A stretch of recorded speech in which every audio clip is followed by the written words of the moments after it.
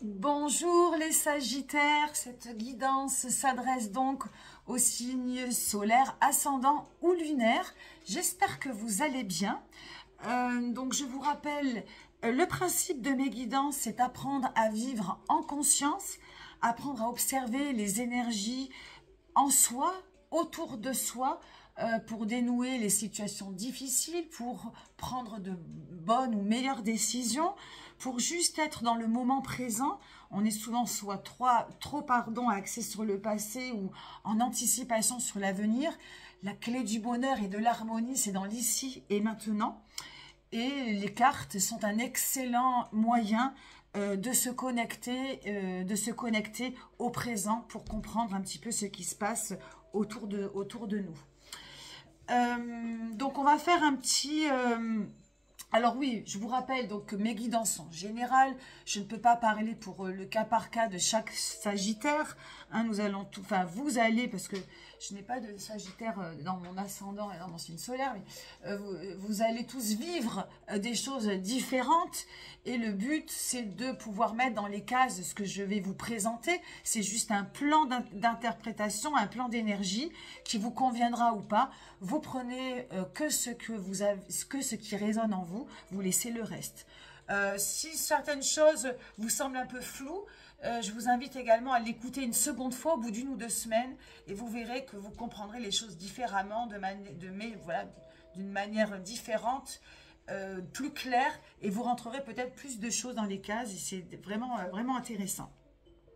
Alors, un point de vue général sur les cartes, nous avons qu'une seule arcane majeure qui se trouve dans l'énergie extérieure, pas de temps fort particulier, pas de chamboulement particulier, et on a beaucoup de personnages.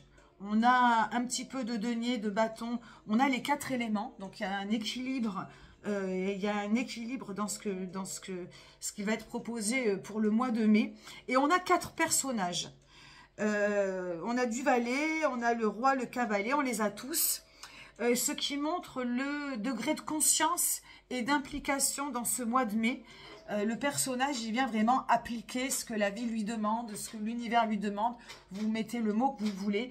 Il y a une pleine conscience, peut-être par l'envie de progresser, l'envie d'évoluer, l'envie de juste être bien. Donc ça, c'est plutôt intéressant.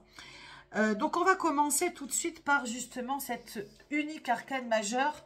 Alors, arcane majeure, temps fort, arcane mineur, on est dans le détail. C'est la grande prêtresse qui porte le numéro 2. La grande prêtresse qui est un signe intérieur, spirituel, qui étudie, hein, qui porte le numéro 2, donc qui est dans une espèce de projection. Elle se retire pour comprendre. Là, nous avons un personnage, donc c'est une espèce de magicienne, un peu garçon manqué qui s'élève. Hein, il y a l'idée de spiritualité, de s'élever.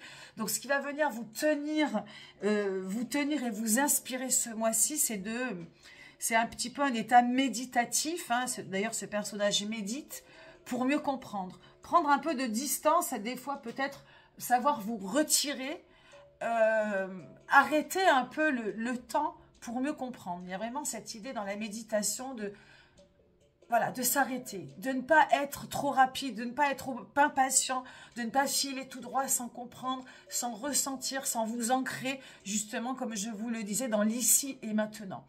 Donc, cette grande prêtresse, comment on dit? Priestess, en anglais, excusez mon anglais bidon, c'est vraiment, voilà, de faire rentrer la respiration, de faire rentrer la méditation, de faire rentrer un petit peu cette espèce de recul sur vous-même, peut-être pour mieux vous projeter après. Hein. Donc ça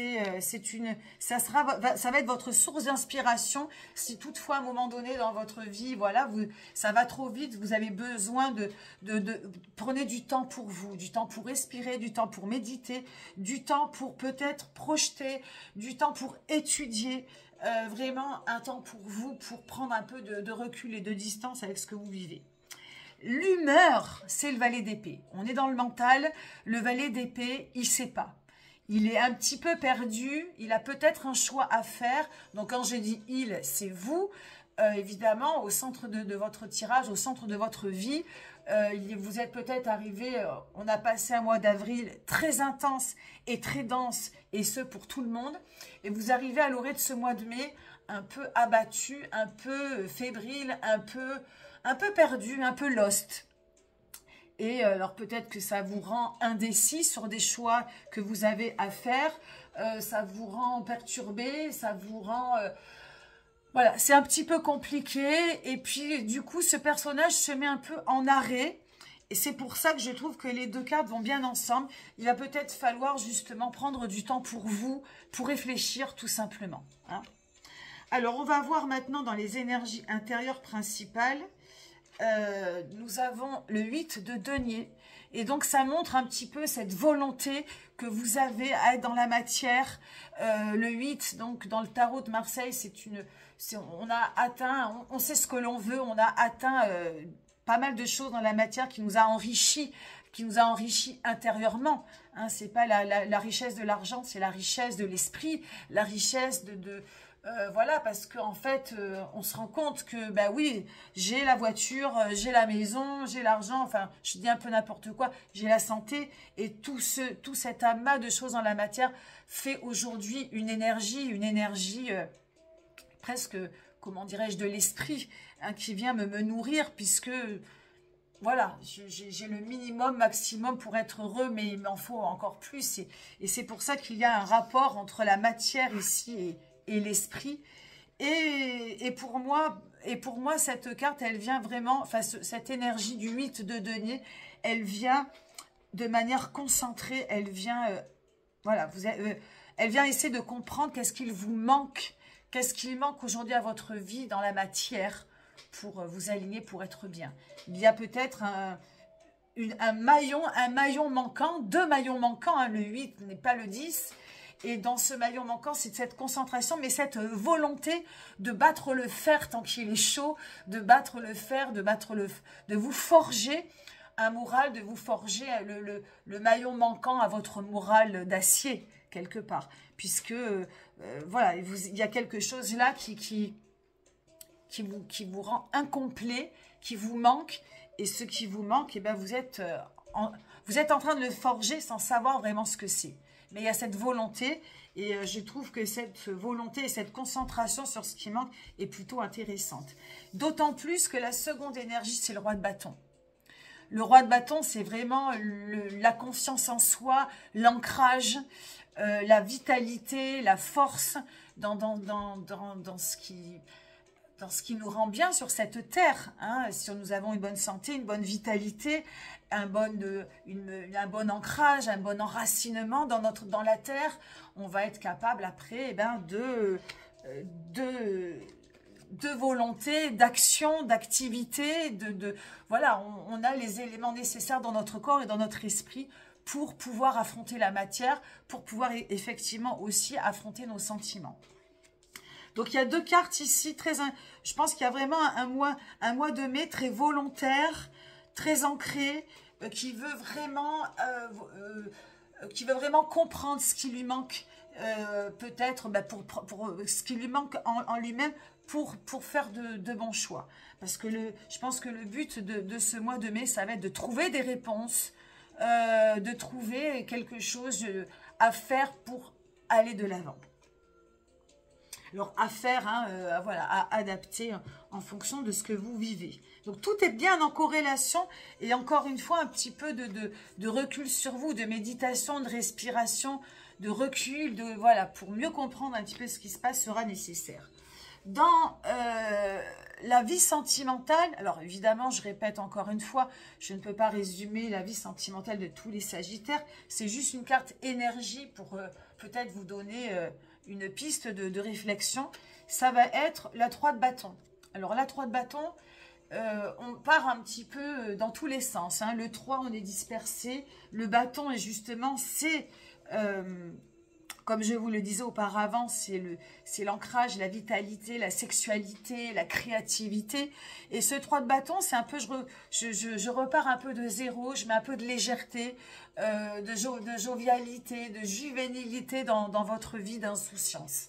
Le 3 de bâton, c'est un petit peu le retour aux sources de quelque chose de léger, d'insouciant, d'innocent. Et dans votre vie sentimentale, bon, je pense qu'on va avoir un mois de mai, j'espère, ensoleillé, printanier, fleuri. Et on est vraiment dans le mois du taureau, dans le mois des 5 sens, dans le mois de l'épicurien, de profiter des choses simples de la vie. Et chaque signe astrologique vibre le mois qu'il traverse. Donc je pense que pour le conseil que j'aurais à vous donner dans cette vie, pour votre vie sentimentale, que vous soyez en couple, que vous profitiez de votre vie avec vos amis, votre famille ou avec vous-même, eh bien c'est de vous laisser aller à cette innocence, à cette jovialité, cette légèreté, que l'on ressent que lorsque l'on est adolescent et qu'on redécouvre un peu, enfin pas qu'on découvre l'amour sous toutes ses formes, hein, ben, c'est de venir cueillir les moments avec beaucoup de légèreté. Sans pour autant être dans une fougue immature, mais juste de garder les bons côtés des premières fois.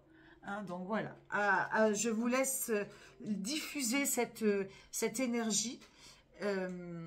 Voilà, vraiment pour profiter des choses simples de ce que ce mois de mai va nous offrir.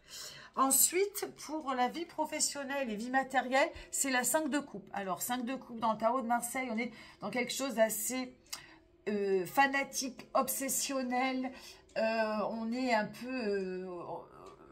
c'est le moment du sentiment où on est trop figé, on a besoin un petit peu de s'éloigner de notre objet de convoitise, donc enfin de notre objet, de notre amour.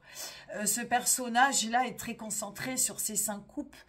Elle confond d'ailleurs les coupes qui fleurissent un petit peu comme des fleurs, elle est très focalisée dessus. Donc, pour remettre ça à la vie professionnelle, vie matérielle, il y a une grande focalisation sur le travail. Alors, ou trop ou pas assez. Pour moi, donc, les polarités, elles traversent le positif et le négatif. Ou ça va vous demander de vous focaliser parce que vous êtes un petit peu déconcentré.